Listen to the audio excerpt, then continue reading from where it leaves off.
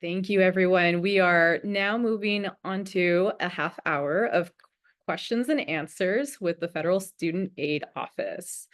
So please, we're about to hit noon, so grab your lunch, be ready to ask your questions in the Q&A box at the bottom of your screen. So you should be seeing that option. Type in your questions there. All of us in the back end will be able to see those questions, even if you maybe don't see that on your end, and we will be trying to get through as many questions as we can. But we do ask for everyone's understanding. We usually get a lot of questions, and as you've been seeing, or as we've been seeing, those questions are coming in. So if we don't get to yours, there will be other chances this afternoon to keep asking your questions as well. And all of our panelists and speakers are trying their best to get through as many as possible. This is a very popular section of the summit. So again, we just ask for your patience and understanding, and stay tuned to drop in your questions throughout the day and the afternoon. And also we will be sending out a follow-up email to all those who registered with the resource packet, so you can connect with these government offices and any of us with those questions as well. So with that, we are at the noon hour Q&A with Federal Student Aid Office, and we do have Amy from the Student Bar Protection Center, who will be helping to moderate and go through those questions with our representative from FSA. And with that, I will pass the mic off to Amy, as I see she's getting into the webinar here. All right, Amy, do we have you on the line? Yes. Hello. Thanks so much. Sorry for the technical difficulties. Hi, everyone. I'm Amy Salata from the Student Bar Protection Center. So excited to be here with you today. You can place your questions in the Q&A feature at the bottom of your screen. And we would love to go ahead and get started. So we're joined today by Rachel Gittleman from the Federal Student Aid Ombudsman's Office, where she assists borrowers and is the state lead. And in that role, she helps states interact with servicers and FSA. And so if you have questions, please submit them to the Q&A again, and we can go ahead and get started. We have one question here. First, what are the options for folks who are seeking PSLF and are currently enrolled in the SAVE forbearance? Thanks, Amy. And thank you for having me today. Hi, everyone. I'm Rachel Gittleman, and I work in the Ombudsman's Office at Federal Student Aid. I should start by saying that these views are my own and are not representative of the Department of Education. So it's a tricky time right now for all borrowers, but especially public service loan forgiveness borrowers. I think, probably we've talked a lot today about the SAVE injunctions that are currently facing borrowers. So anyone who is enrolled in SAVE should at this point be in what we're calling an injunction forbearance. This forbearance is not going to count towards PSLF and IDR, unfortunately. This forbearance also will not accrue interest. Now, we are still working through, just because there's a huge number of borrowers who are on SAVE, we are actually still working through getting borrowers enrolled in this forbearance. So first of all, if you are enrolled in SAVE and you are not yet in a forbearance, or if you see your interest accruing, I think, the first thing is don't fret, because we are working through all SAVE borrowers to ensure that they're placed on the right forbearance. Secondly, for borrowers who are working towards PSLF, there are a couple of different options, and there are going to be more options available in about a month from now. So right now, we have paused IDR processing. We had turned it on briefly, and then we paused it again, and so it's paused right now. So if you were to submit an IDR application, your servicer cannot process that right now because we've paused that processing. Last week, we published a rule in the Federal Register that is basically going to open up 2 additional plans that had sunsetted in July of this year. Those plans are called ICR, Income Contingent Repayment, and Pay as you earn, which was the 3 predecessors ago to SAVE. That rule will become finalized 30 days after it was published in the Federal Register. So I think it was published late last week. So about 30 days from late last week, so mid-December. At that point, we're going to turn back on IDR processing with expanded eligibility for ICR, income contingent repayment, pay, and IBR will remain the same as it has always been. And maybe I can put in the chat, we have a chart on our website that kind of walks through all of this.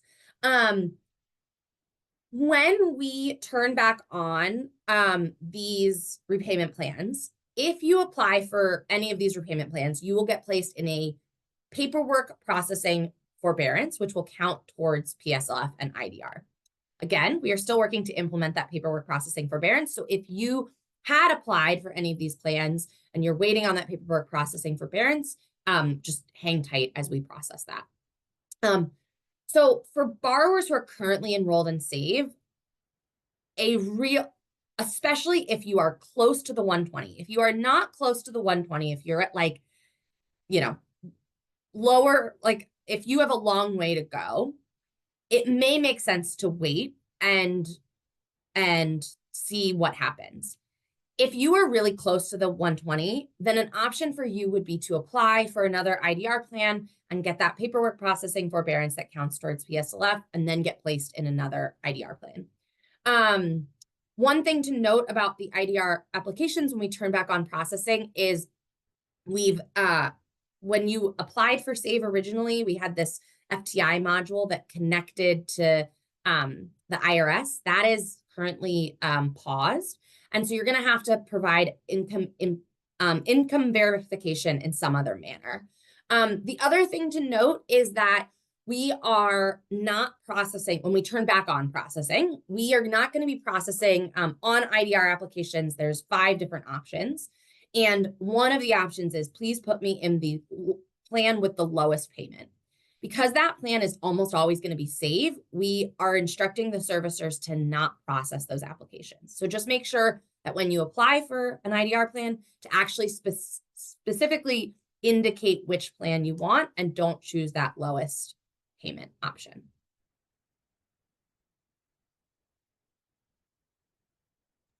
Thanks so much, Rachel. Okay, we have a couple more questions. Here's one that keeps popping up a little bit. Folks are wondering when they can see their payment counts updated because of the IDR account adjustment. So they consolidated before the consolidation deadline in June, and they're just wondering when they can see their payment counts updated. Yeah, that's a great question. So the payment count adjustment is, for those of you who maybe aren't aware, it's this huge audit. It's like a one-time recount of all previous loan histories for all, not 40 million borrowers, but a lot of the 40 million borrowers who have federal student loans. So it is a huge undertaking, which is why it has taken us so long to kind of finalize it. So the good news is that we are in the final stages of getting those counts updated on our National Student Loan Database on our side. So those files, think it's like an Excel file with like 12 billion rows, right? So it's just going to take a while for those to get uploaded. We are hoping that borrowers with PSLF will start to see their updated PSLF counts in, I would say, like late December, early January. And you'll be able to see that progress towards public service loan forgiveness on your studentaid.gov dashboard. So hopefully later this year, I would say.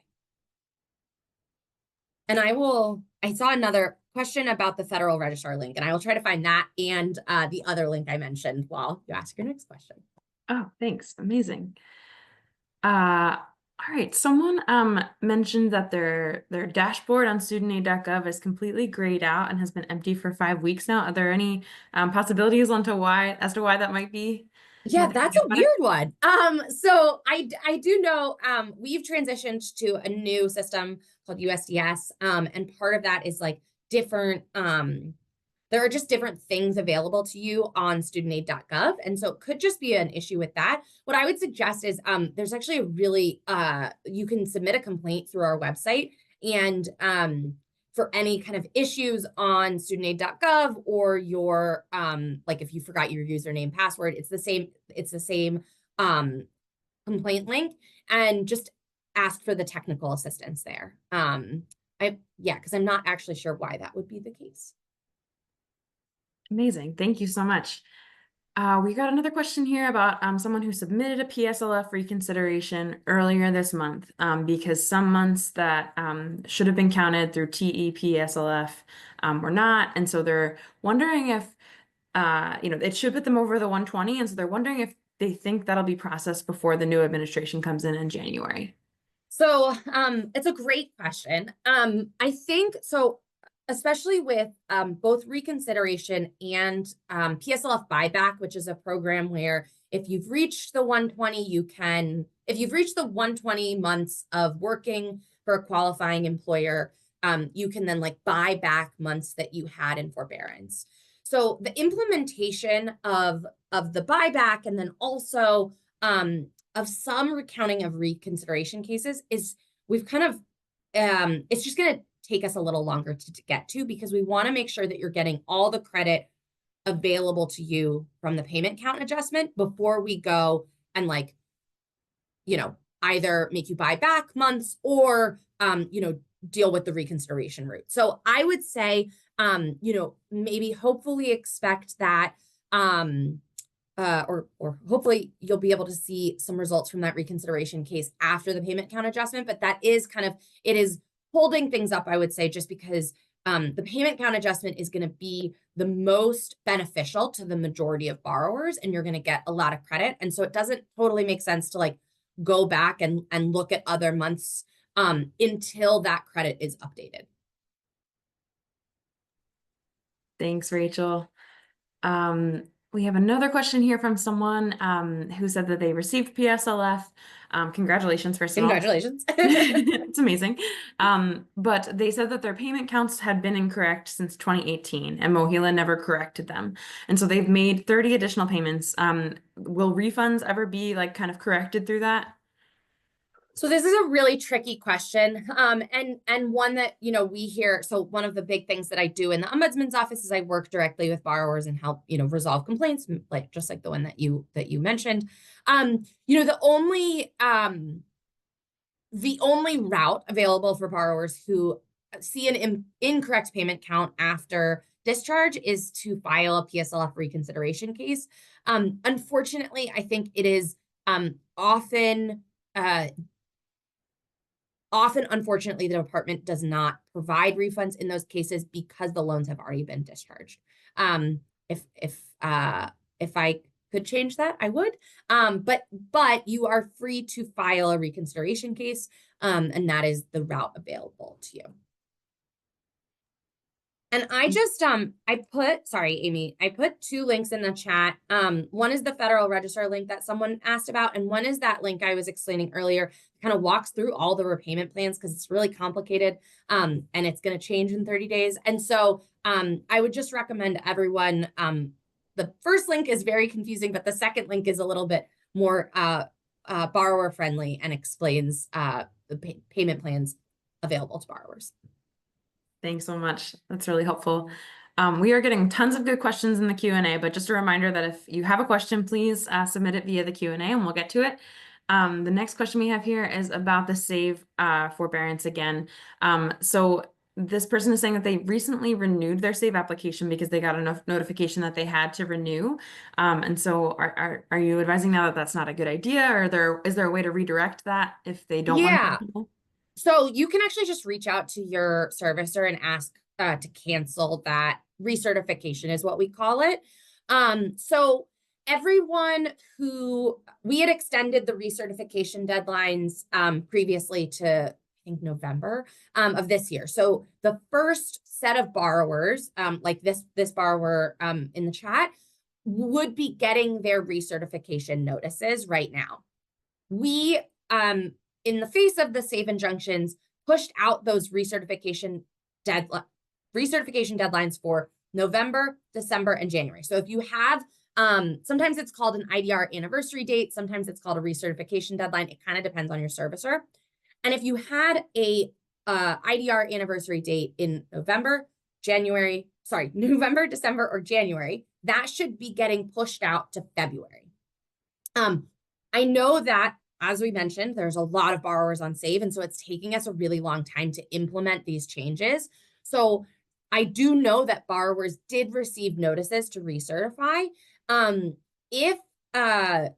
If your income has gone up, if your family size has changed, you can feel free to cancel that recertification, and then you should get a revised IDR anniversary date that should fall somewhere in February. And then those borrowers with IDR anniversary dates in February, you should, as of right now, expect those anniversary dates to stay the same. And one other thing to note about recertification dates is there's a date. So like the actual date, the IDR anniversary date is the last day that you are enrolled in an IDR plan. But the servicers are going to start reaching out to you weeks before that to try and ensure that you get recertified before the end of your repayment plan. That is part of the reason why some borrowers have been notified about the recertification, even though we are pushing out this recertification date. So TLDR is you can cancel your recertification, and borrowers who have that date between November and January should expect it to be pushed out to February. Thanks, Rachel. We're getting another question about, I think this is about IDR cancellation. And so someone's saying that they're very close to the 25-year mark, that I guess they would have been kind of reaching cancellation under IDR plans. And they're 1 year away. Like, any insights on what they could do or, kind of manage or prepare? Yeah, so this is a real, it's a big question right now, especially facing the SAVE injunctions.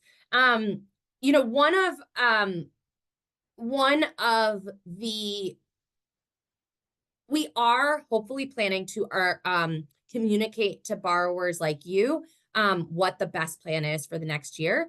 But I think similar to public service loan forgiveness, when you're getting close to that 10 years, just make sure that you're making payments on time for that last year.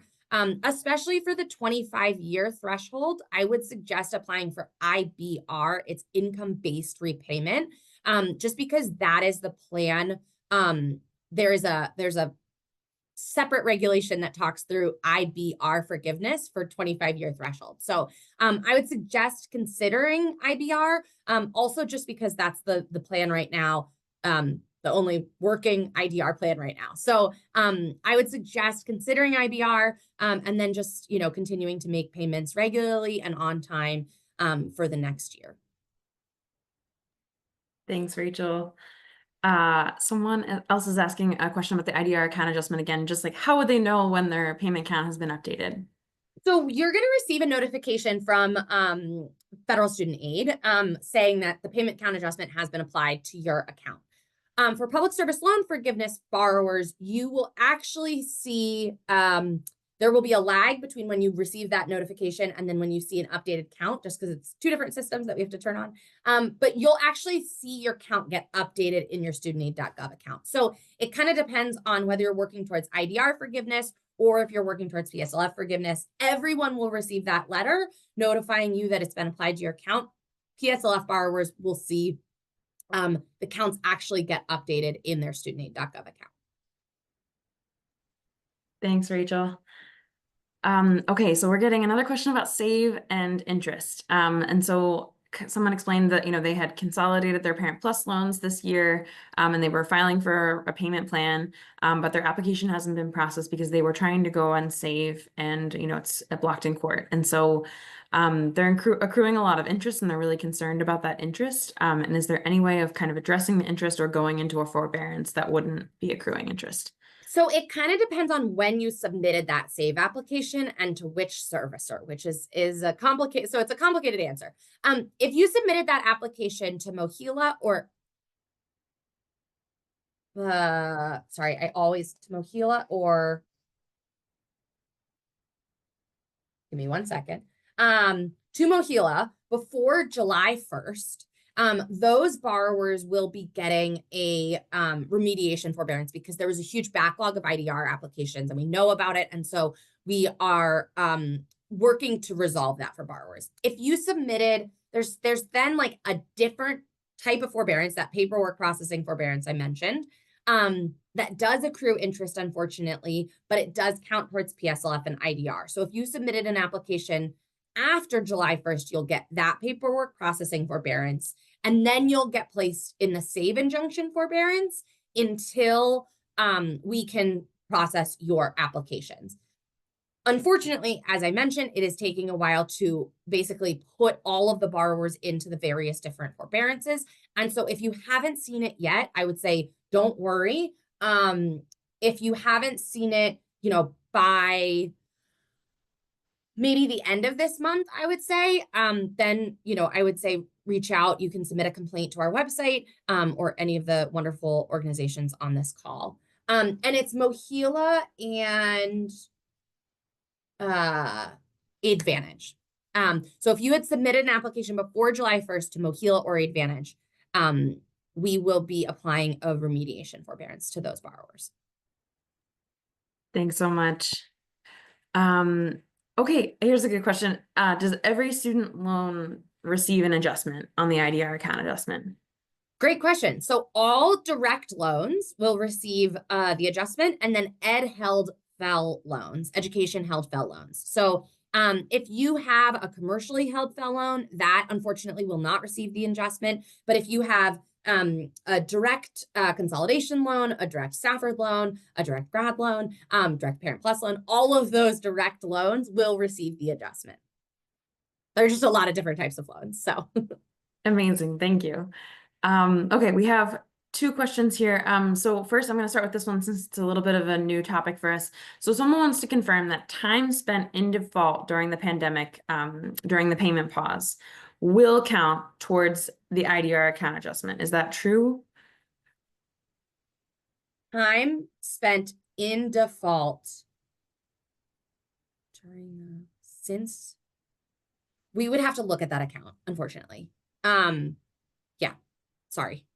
No, that's okay. So yeah, how can they go about reaching you? The rules around default are really tricky, and it kind of depends on what type of loans you have. And so, yeah, so I would suggest just filing a complaint on our website. I can put the link in the chat as well to reach out to see whether that would count or not. Awesome. Largely, time in default is not going to be counted, unfortunately, under the payment account adjustment. Mostly, we're looking at long-term forbearances and some deferments. Yeah. Thanks so much. All right, there's also a question here about SAVE. So this person is not on PSLF, but was on SAVE or is on SAVE. They're again asking maybe if we could just reiterate like any time frame that you kind of see for the IDR account adjustment to happen. And they kind of reiterate that this is really important to them because they're just so close to that 100 well, yeah, I guess they're very close to cancellation, whatever threshold that is. I know. I wish I had a more concrete timeline. I just we hear you, and we are doing everything we can to get it out the door as soon as possible to help ensure that borrowers are getting their updated counts and cancellation. So thanks, Rachel. Yeah. And then someone is asking about will the final IDR account adjustment total reflect like also non-PSLF FSA accounts? So will this kind of be available for folks who are non-PSLF as well? Unfortunately, we don't know yet whether or not we do not know yet is the short answer to that.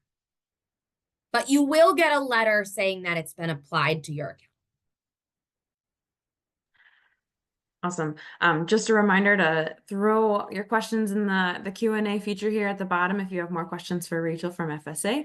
I'm wondering, as we kind of gear up for a new administration, are there any like kind of general things that you're thinking about that folks could do to prepare? I know that's very broad and based on very different situations, but if you have any kind of initial thoughts on that, that would be interesting to hear.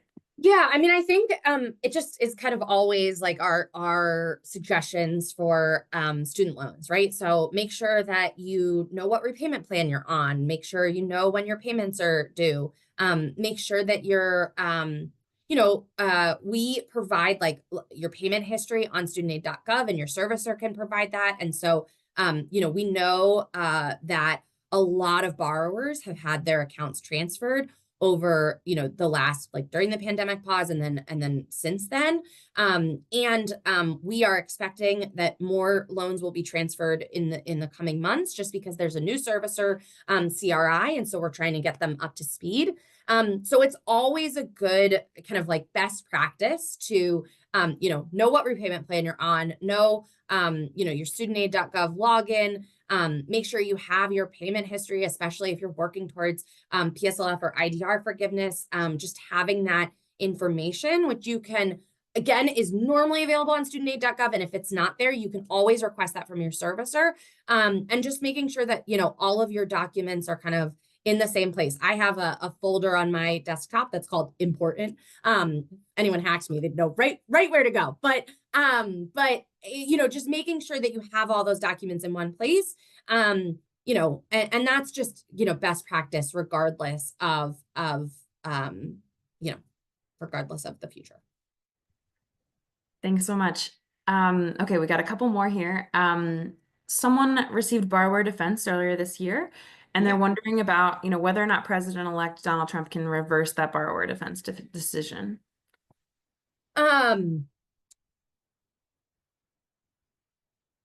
Sorry, I'm reading the question.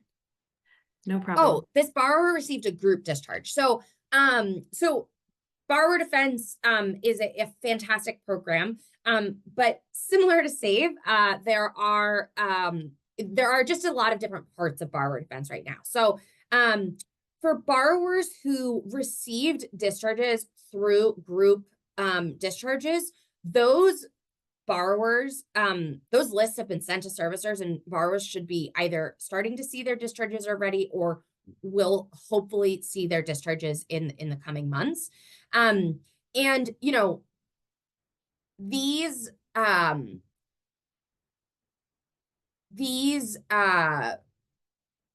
in addition, I would say, I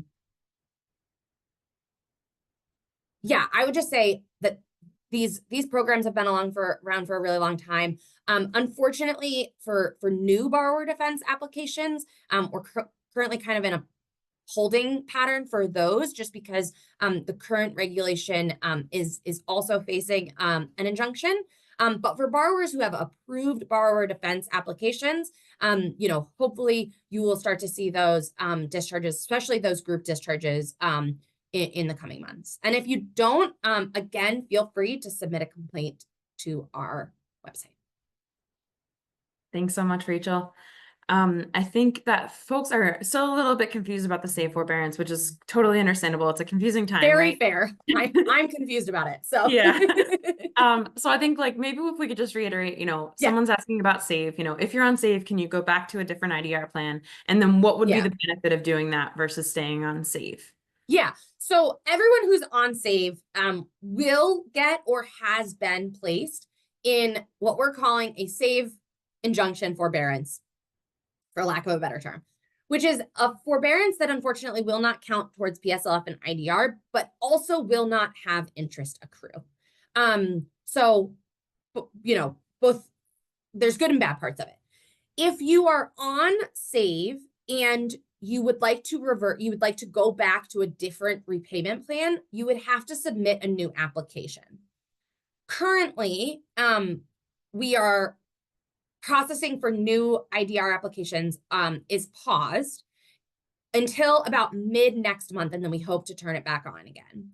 When we turn it back on again, I would refer you to the second link I put in the chat, which talks through the different IDR plans. There's a chart at the bottom of that web page, and it walks through kind of the pros and cons of all different plans, right? Because it's going to totally be based on a borrower's debt to income ratio, their family size, whether they're working towards PSLF or IDR. And so I would really suggest you look at that chart and kind of look at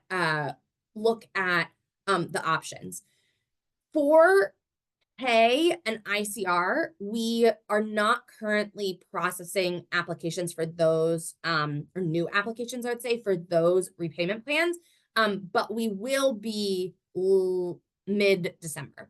So I think, first and foremost, just like check what repayment plan you're on, right? Because there are so many different types of IDR plans, and just make sure you're on SAVE. There are borrowers who are, on ICR or IBR and are getting confused because they were placed into forbearance initially. So I would first check what repayment plan you're on. And then I would, think about your goals, right? Are you at 118 for public service loan forgiveness and you're trying to get to 120? Then applying for a new IDR plan and getting that paperwork processing forbearance that will count towards PSLF would be really beneficial for you. If you're 5 years into PSLF, it might be a different calculation, right? And you may want that interest waived forbearance for a period of time. So I think, I understand it's really confusing, and I'm sorry. But I would say, look at that website. And then if you are submitting a new IDR application, just make sure that you're supplying additional income information, and also don't check the box that says put me in the lowest repayment plan, because that will not get processed. Thank you so much, Rachel. I think that is all the time that we have for questions. We really appreciate you being here and sharing your insight on everything that's going on these days, which is a lot.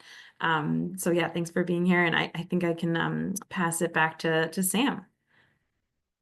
Thank you so much for having me.